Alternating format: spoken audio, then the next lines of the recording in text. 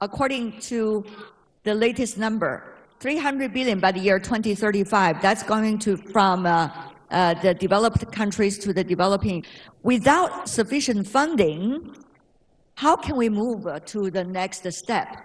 For the developing countries, this agreement of UNCQG is a very weak commitment, very weak commitment.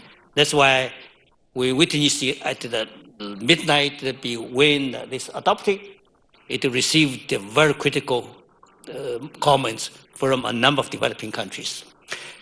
Now I think the challenge will be how even this 300 billion commitment is weak, but the challenge will be how they are going to be delivered, paid. I think it'll be, we don't need to wait. We need to continue to push the developed country parties to undertake their responsibility for this payment.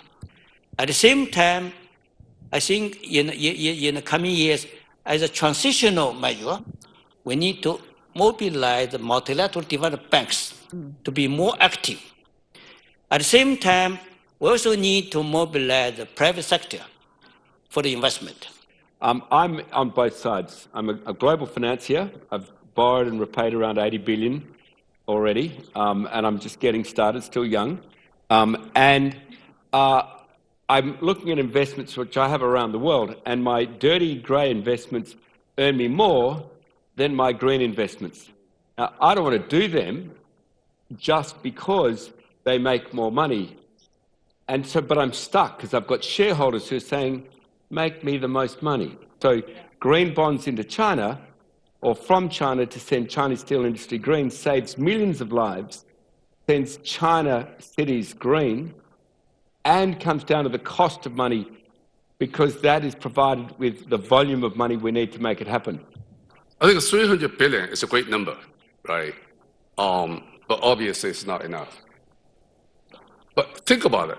As you mentioned, if a public-private sector can work together, if we take this $300 billion, put them into the bonds market, we subsidize 1% of green bonds, we're done.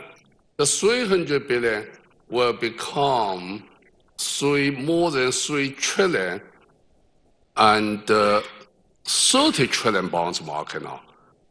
That would be great and big enough for the whole world. Just so, because we did the studies, we show the risk premiums between the normal bonds and the green, particularly the risk premiums, it's just a little less than 1 percentage point. So if the public funds can support the 1%, we're all done. But we need the 300 billion to be delivered. I think that's the 1%. So public-private sector can work together, leverage on this 300 billion, we can do a lot of good things.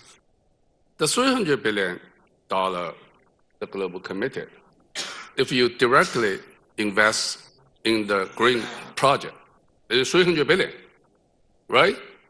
Yeah, low cost. But if you leverage on this 300 billion, you make it like a fund to fund.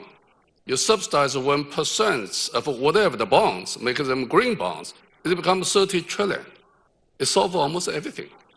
Again, what private sector needs, in my opinion, at least in my industry, is we need to avoid overwhelming bureaucracy.